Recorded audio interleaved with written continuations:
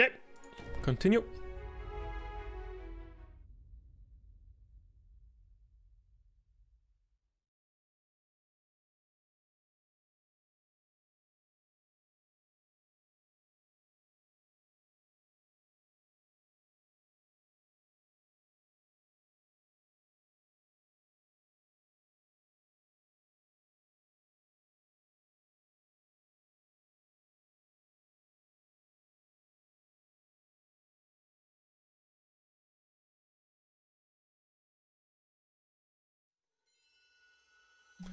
So we made it to the top district of Negataka.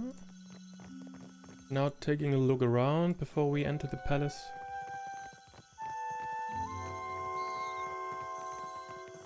Muhai's estate.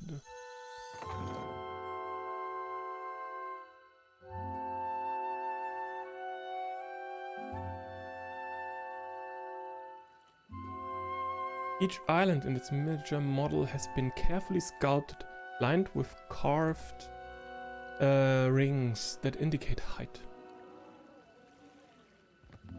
At last! Akira, I have waited a second lifetime.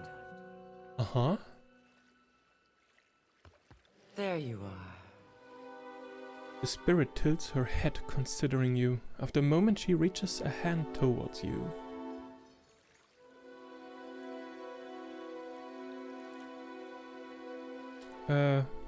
Reach out your hand. Your hand passes through hers. She lets out a soft, sighing sound and draws her hand back. I did not expect to wait so long for Riku's messenger. Or have you come as Barrett's usher? The foreigners twist even our gods.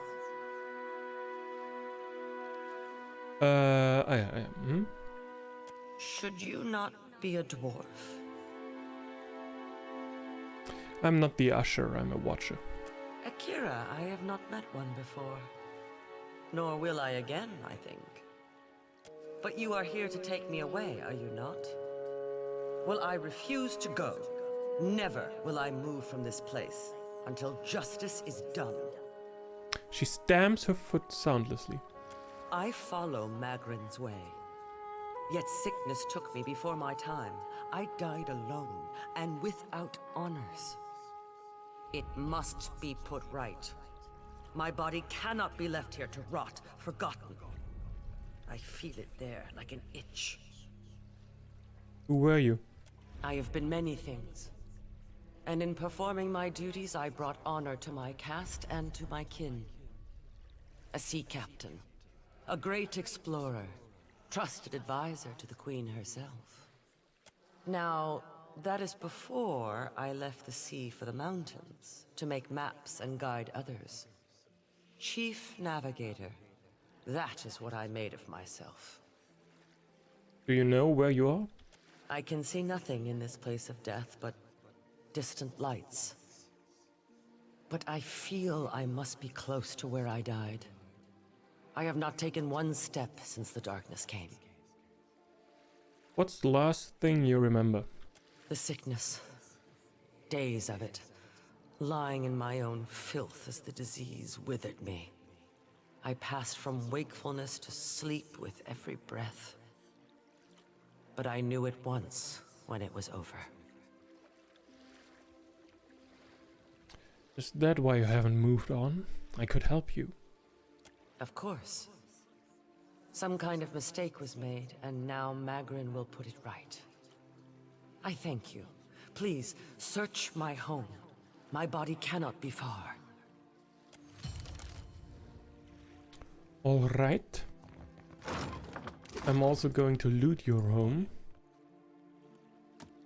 Various unfinished letters lie scattered across the desk. You catch fragments of a meandering apology, largely obscured by spilled ink.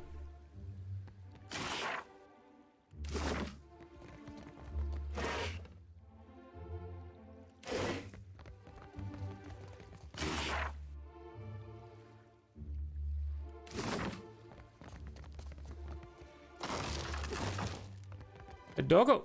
No one to check up on her, I guess.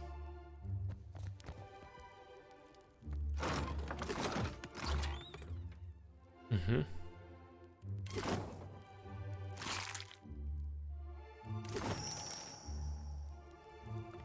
Okay, where do you want to be buried? Laid to rest. Have you found it? Akira, I hope I have not rotted away. I found the body in the bed. I assume it's yours. Yes. To think, a Mutaru of the Kahunga tribe left to die alone and forgotten. Unthinkable. Remain silent. Truly, they did not come for me. How long has it been? My house fills with the stink of death.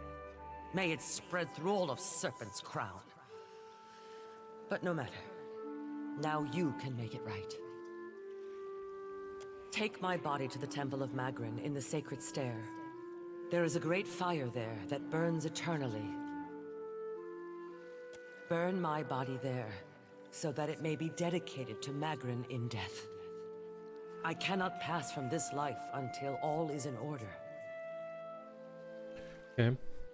Just burning random bodies and open fires in the city. I'm absolutely sure no one will have anything against it. It's just regular things you do.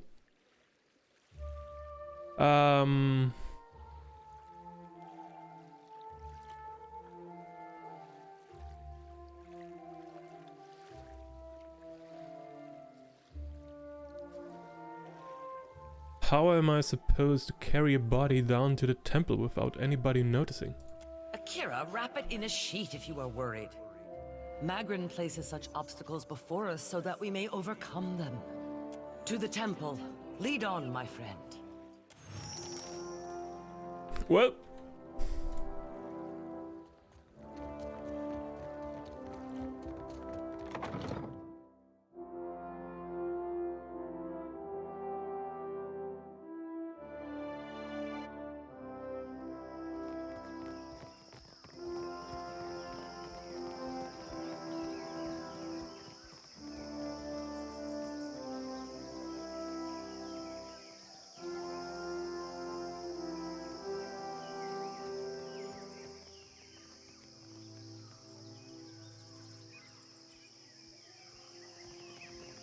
this place? Lady Epero's estate. Okay.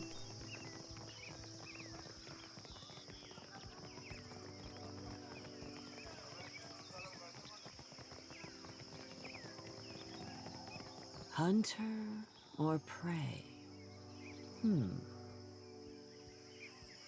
Nungata. A woman with skin like hardened sailcloth sits upright and stares off to the distance. The lips held in a tight and thoughtful pinch. She blinks and sits even straighter as you cross her view.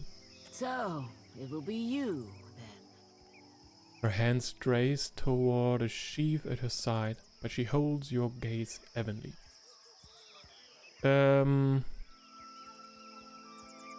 What? You do not know what I talk of, Akira? Then I owe you an apology. I have collected many foes over the years. Some of them would sprint up the mountain to see me push through the jaws of the Great Eel. She exhales and moves her hand back to her lap.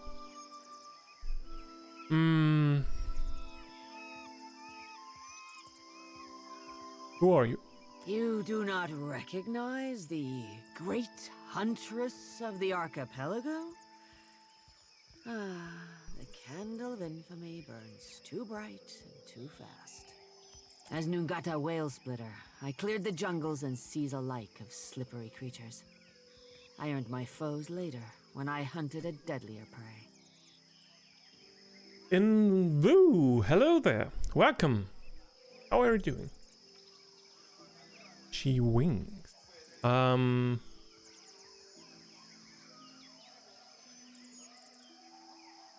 Pirates? Akira, often. I was a bounty hunter. She smiles to herself. You're Nungata, eh? I heard you'd gone all dry up in Driftwood. The sea word weren't far from the mark. Spoken like a man who has never heard a driftwood club crack an enemy's skull. Oh, you're Korean. Then hello there. Welcome, welcome. Nungata lifts her brow at Seraphin before returning her focus to you. It's been years since I tossed a harpoon, so now I stay abreast of what bounties need filling. That's Mataru retirement for you.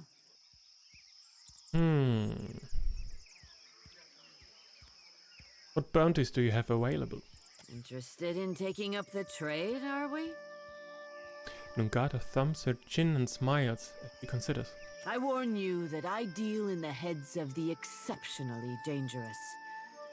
A lady needs standards, after all. She raises her brow and searches for any sign of hesitation.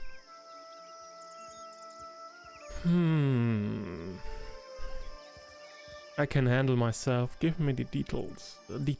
Let's cut your teeth on clever Bena, infamous dwarf mystic of the obscured. A scavenger, I say.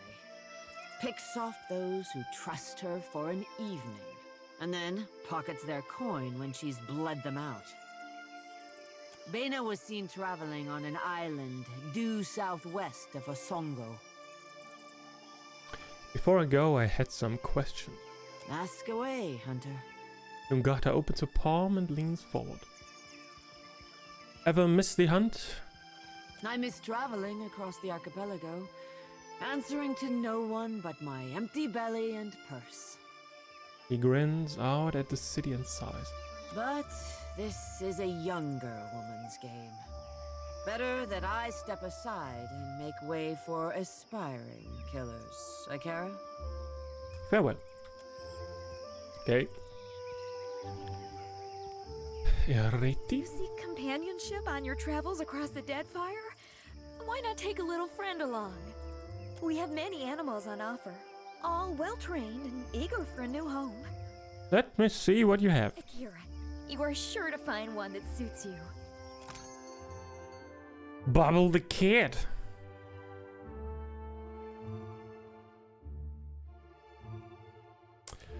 %25 stride. Okay.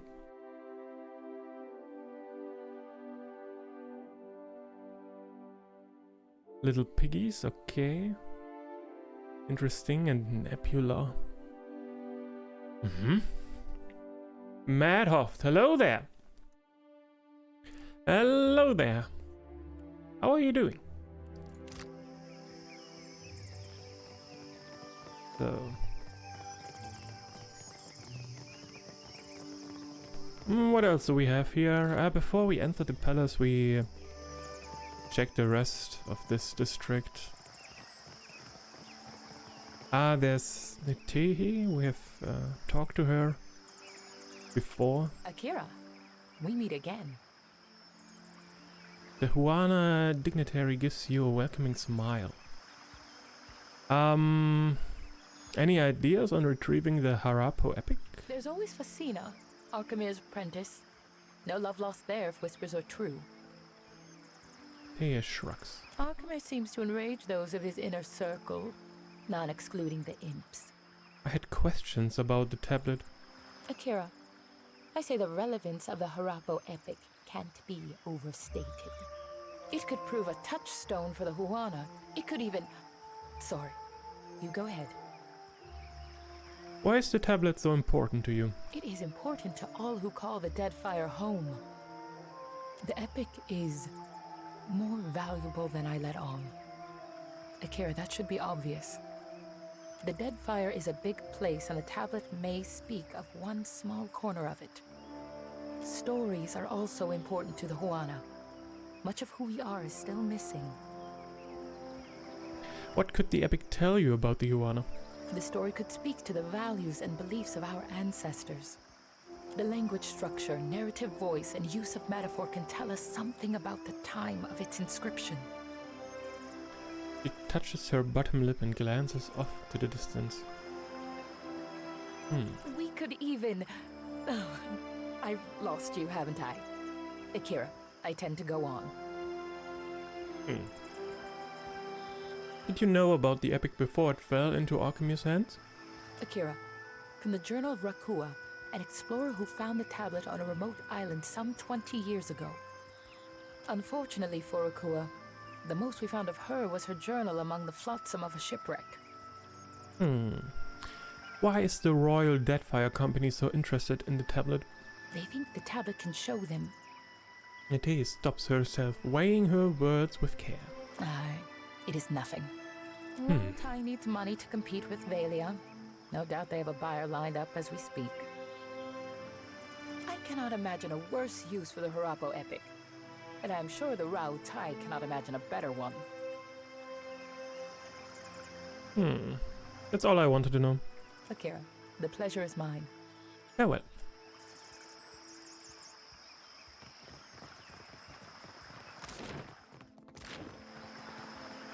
There, these exit, okay.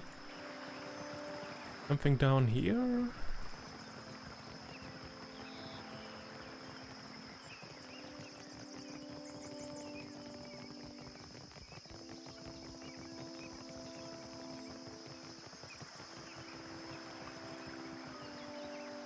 Takano's estate. You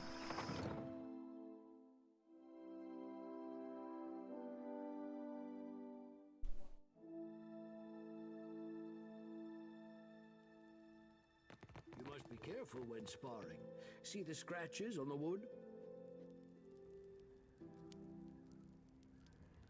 Let's talk to him.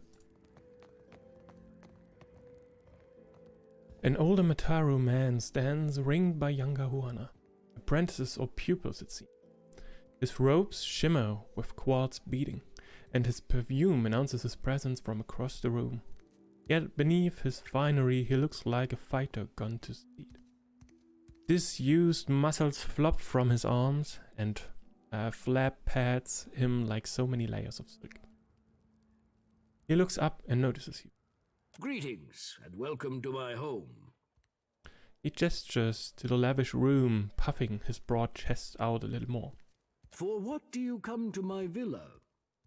Beaming, he spreads his arms wide. Read Takano's soul. Oh.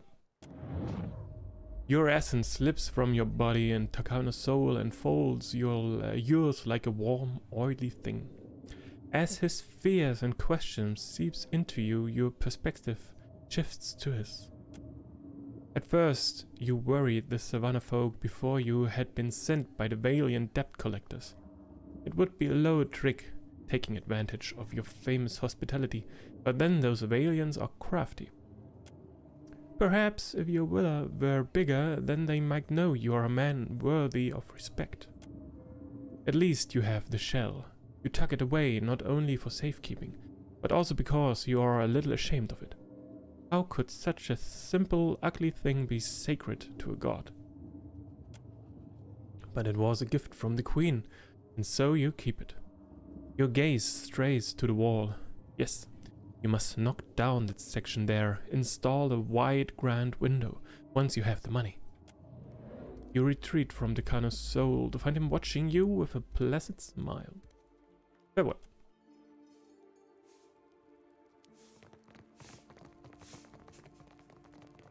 I guess we will be coming back later for a specific quest then. Maybe collect some taxes. Break some legs. What's this? This shark portrait middle leap has been carved from a single piece of wood. I've got it. A wide blade is mounted here. Beneath it, an engraving reads, "For courage in battle." You see cracks along the surface of this battle horn where it was carefully repaired.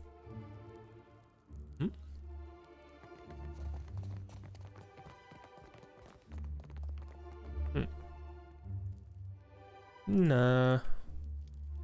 We're not going to rob him. Just yet. Let's leave this place.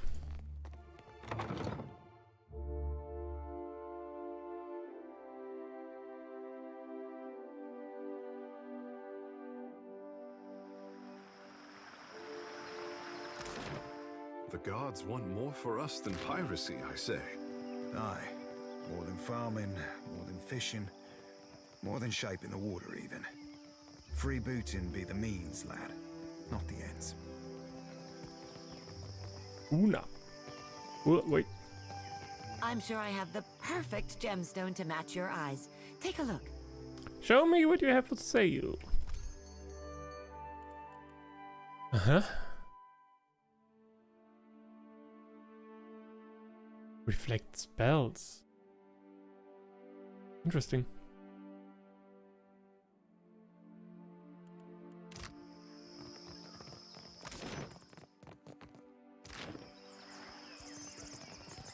Okay, let's go to the palace.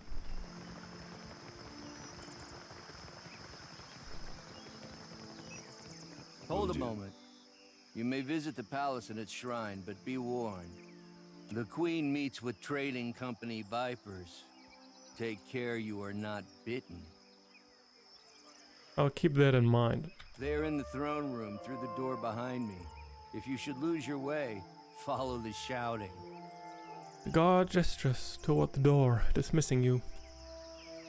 Alright then.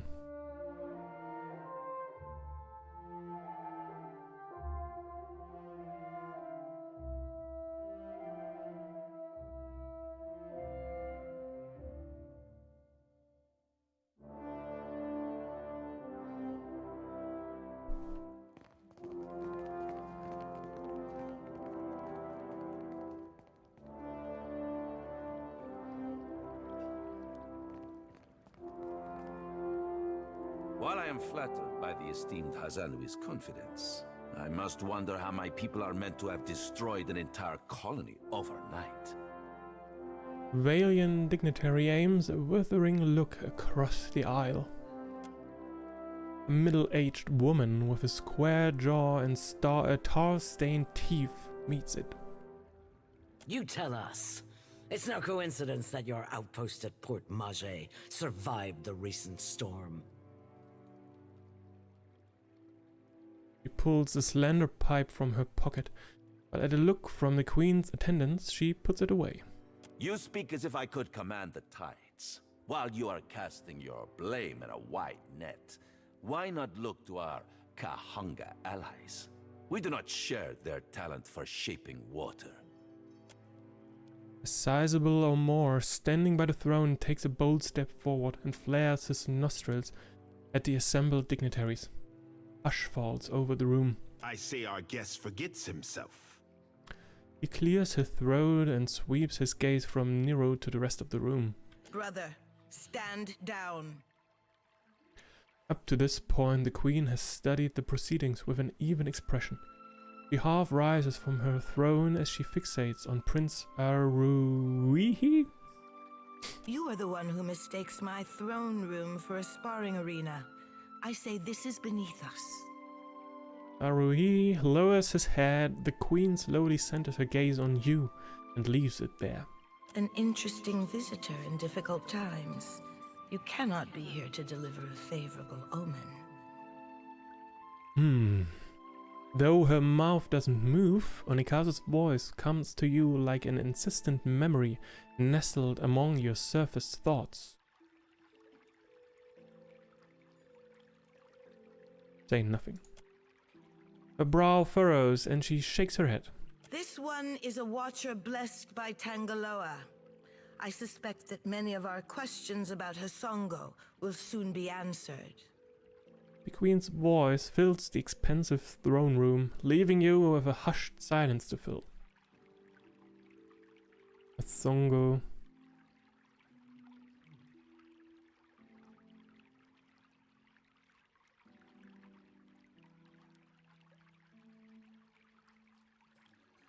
Take stock of your audience. 1 second.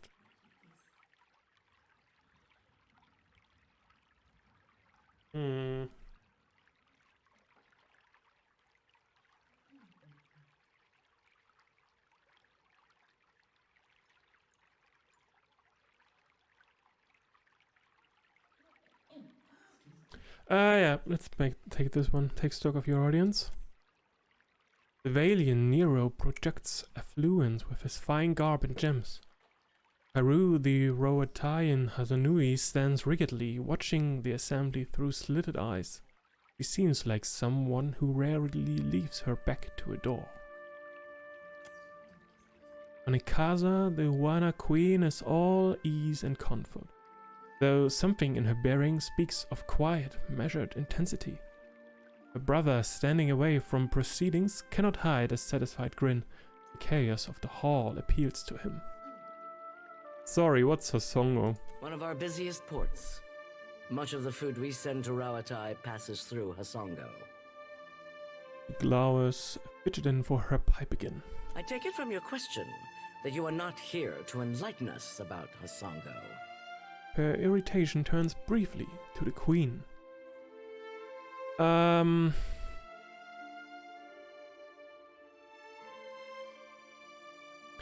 damage to your colonies was the work of the gods. Courtiers cast anxious and amused glances from you to the Queen upon her throne. Nero seems especially confused.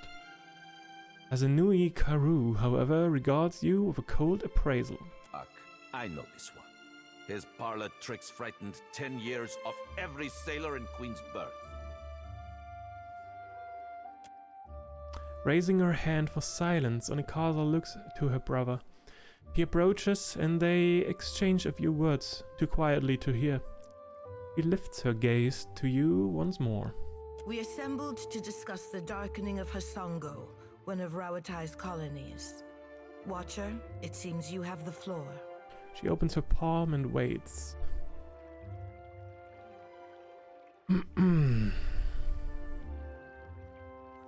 Port Marches suffered similar damage when Eothas passed through.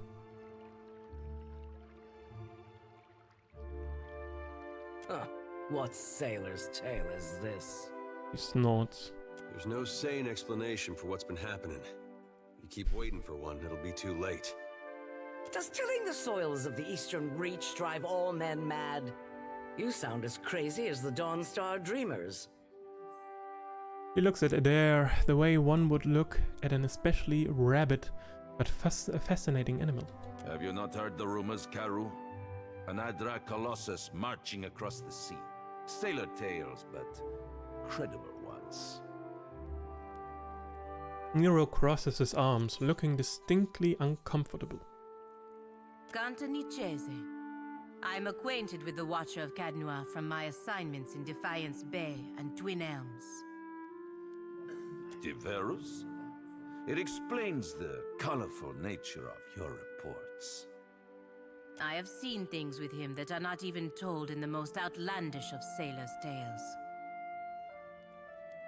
And I'm supposed to take 2 Valians at their word? He gestures between Nero and Pelagina. How came a Watcher from half the world away to be involved in these happenings? Enlighten the court.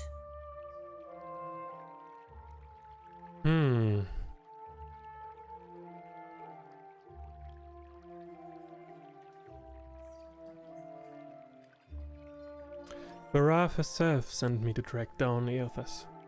The Lady of Doors must have great confidence in you. Onikaza's tone is amused, her expression is not.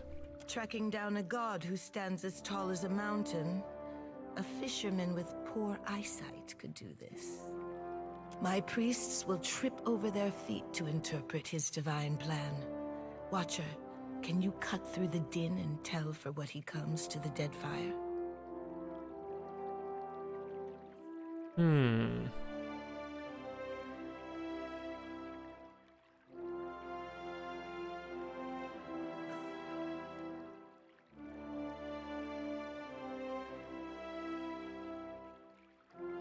I'll need to find him first or die trying again. Silence falls once more as the courtiers and dignitaries trade uneasy glances. Only the Queen, nodding slowly to herself, intuits your meaning. Intuits. Your truth is more terrifying than many of the lies polluting this hall. She balances her chin on her fist. I believe our course is clear. We will send the Watcher to Hisongo. Onekaza spreads her hands, calmly assured of her reasoning. Set sail to the west of Nekataka. I would tell you to keep a weather eye out for a lighthouse, but the God of Light did not appreciate competition. Something to add, Hazanui? You have an eager look about you. She believes herself entitled to my ear, I say. Onekaza's gaze wanders back to you, only briefly. Only that Hisongo is a Rawatayan outpost. It would be useful for the Watcher to take one of ours along. She inclines her chin at another woman standing nearby. Ma'am. A composed Omoa stands at attention, her furrowed brow cleaving down otherwise warm features. By her feet a colorful bird preens itself without concern. Maya's an expert sailor and a better sharpshooter. The best the Brass Citadel has to offer. She looks you in the eye and gives you a slow nod. Whatever comes your way, she'll see it first. If it gets me and Ashiza out of diplomat duty, we'd set sail with a drunk scolder at the helm. Who's voicing her? Maya sighs with resignation and nudges her bird affectionately with her toe. And shut us out entirely? We have every right to know of any hazards in these waters. Palagino, go with the Watcher. See that the Republics are served in this investigation. Nero turns to the godlike warrior standing off to the side. Ah, Your Excellency. Hamed Gongswalias. Palagina's golden eyes flash in your direction, but her face betrays no hint of emotion. That will be enough parading of champions for now. I'm certain that our guest knows how to assemble a crew. Onekaza raises her brow and scrutinizes the pair.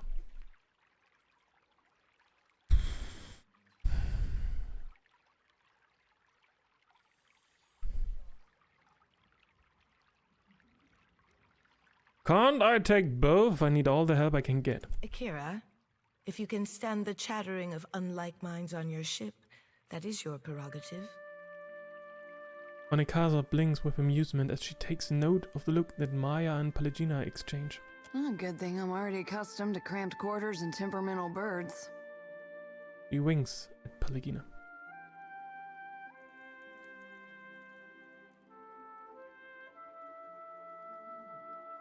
We both have our orders. I have no interest in interfering with you as long as you do not interfere with me. I believe we are finished here. Aruihi? Queen Onekaza rises from her throne and the surrounding gods stand at immediate attention. Aren't we popular? Take care at Hisongo. The Deadfire was overfull before Aethys blundered in. Onekaza nods to you as she adjourns. And take care with your trading company spies. Glances at Maya and Palagina. I say it is beyond time our guests lick their wounds somewhere else. He banishes the foreign dignitaries with a swift and unmistakably disgusted wave.